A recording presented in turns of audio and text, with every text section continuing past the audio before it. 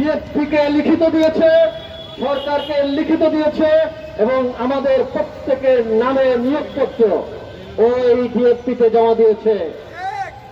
কিন্তু এই নিয়োগপত্র আমাদের হাতে দেয়নি। আমরা বলেছি যে ডিএসপিতে যে নিয়োগপত্র দিয়েছেন সেই নিয়োগপত্র আমাদেরকে দিতে হবে। ডিএসপিতে যে অষ্টম ওয়েলবোর্ড বাস্তবায়নের ঘোষণা দিয়েছেন, লিখিত দিয়েছেন, অষ্টম ওয়েলবোর্ড হিসাবে সাংবাদিকদের যে সুযোগ সুবিধা আপনারা দিয়েছেন, সেই আলোকে সরকারের কাছ থেকে 900 টাকা কলাম ইঞ্চি হিসেবে বিজ্ঞাপন নিয়েছেন। আমাদেরকে সেই রেট অনুযায়ী, অষ্টম ওয়েলবোর্ড অনুযায়ী বেতন ভাতা, সার্ভিস বেনিফিট এবং নিয়োগপত্র দিতে হবে। ওনরা আমাদের কথায় কর্ণপাত করছেন না। আমরা প্রথমবার লিখিতভাবে 9 জানুয়ারি জানিয়েছি, আমরা লিখিতভাবে 15 জানুয়ারি জানিয়েছি, আমরা লিখিতভাবে 19 জানুয়ারি জানিয়েছি। কিন্তু পরপর 3টি চিঠি দেওয়ার পরেও আমাদের কোনো কথার, কোনো চিঠির জবাব দেওয়ার প্রয়োজন মনে করছেন না। বরং ওনরা আমাদেরকে পুরাই কেয়ার করছেন।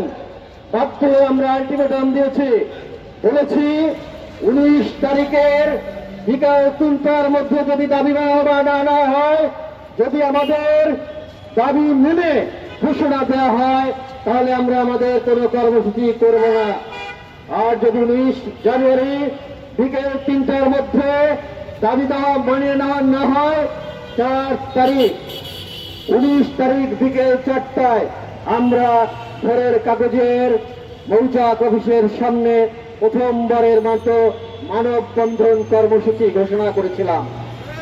সেই কর্মসূচি আমাদের দাবি দেওয়া মেনে না নেওয়ার কারণে সেই কর্মসূচিতে সৌহার্দ্য প্রকাশ করতে, সংহতি প্রকাশ করতে যোগ দিয়েছিলেন ঢাকা সাংবাদিক ইউনিয়নের সাধারণ সম্পাদক সহ এক ঝাঁক নেতৃবৃন্দ।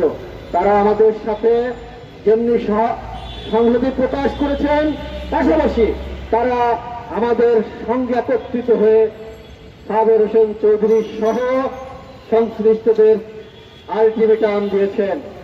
আমাদের কথা যেমনি শুনছেন না, সাংবাদিক নেতাদের কথাও, আলটিমেটামকেও তারা পাত্তা দিচ্ছেন না। বাধ্য হয়ে আমরা একের পর এক কর্মসূচি ঘোষণা করেছি। 22 তারিখে আমরা জাতীয় প্রেস ক্লাবে সংবাদ সম্মেলন করেছি। 23 তারিখে এইচআর ভবনের সামনে আমরা ঘেরাও করেছি।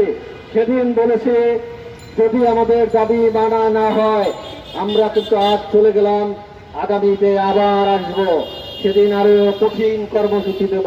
তারা আমাদের কোনো কথা, কোনো আলটিমেটাম এবং কোনো দাবিকে পাত্তা দিচ্ছেন না, আমাদেরকে পাশ কাটিয়ে কানে তুলা দিয়ে বসে আছেন। আমি স্পষ্ট ভাষায় বলতে চাই, কদিন আপনার কানে তুলা থাকবে, ওই তুলাও কিন্তু খুলে যাবে, ওই তুলা পচে যাবে, ওই তুলার ফাঁক দিয়ে আপনার কানে কিন্তু ঠিকই চলে যাবে।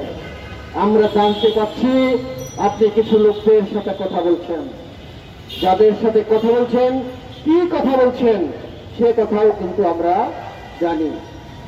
আজ আমি এখানে যে কথা বলছি সেটাও আপনি শুনতে পাচ্ছেন এবং সরাসরি শুনতে পাচ্ছেন, সেটাও আমি জানি।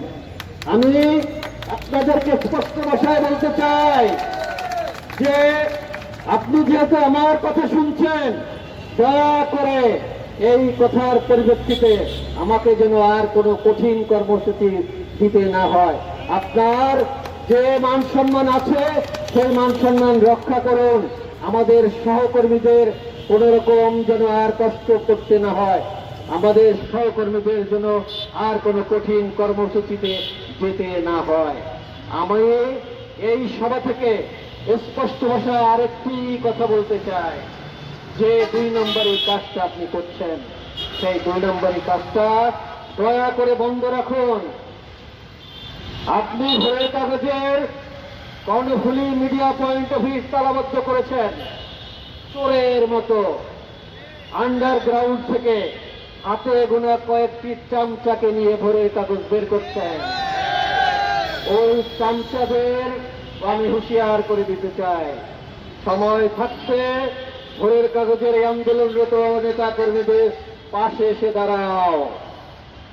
যদি না দাঁড়াও, যদি ষড়যন্ত্রকারীদের সঙ্গে হাত মিলাও এবং সেই ষড়যন্ত্রকারীদের সঙ্গে চক্রান্তে লিপ্ত হও, ধরে নাও তোমাদের কপালেও দুর্ভোগ নেমে আসবে। প্রিয় সহকর্মীবৃন্দ, আমি আজকের এই সভা থেকে বলতে চাই, ভোরের কাগজ যেভাবে প্রকাশ করছেন, দয়া করে সেই রাস্তায় নামবেন না। এখনো আমরা কিন্তু সহ্য করছি, আমরা এখনো হজম করছি, আমরা এখনো ধৈর্য ধারণ করছি। যেখান থেকে ভোরের কাগজ প্রকাশ করছেন সেই অফিস, সেই প্রেস, ওগুলো কিন্তু আমরা চিনি। তারা কখন, কোথায়, কিভাবে গিয়ে ওই অফিসে ঢোকেন, কখন বের হন, আমাদের নখদর্পণের বাইরে না। আমাদের এই কর্মসূচি যেমন আপনাদের নখদর্পণে আছে, একের পর এক বিভিন্ন জায়গায় সিসিটিভি লাগিয়ে আমাদের পর্যবেক্ষণ করছেন। এক এক জায়গায় আমাদের পিছনে গোয়েন্দা লাগিয়ে রেখেছেন, এক এক জায়গায় আপনার স্পাই লাগিয়ে আমাদের কর্মকাণ্ড পর্যবেক্ষণ করছেন। মনে রাখবেন, আমরাও কিন্তু আপনাদের এই সব কর্মকাণ্ড, আপনাদের এই সব তৎপরতা গভীরভাবে পর্যবেক্ষণ করছি। আমাদের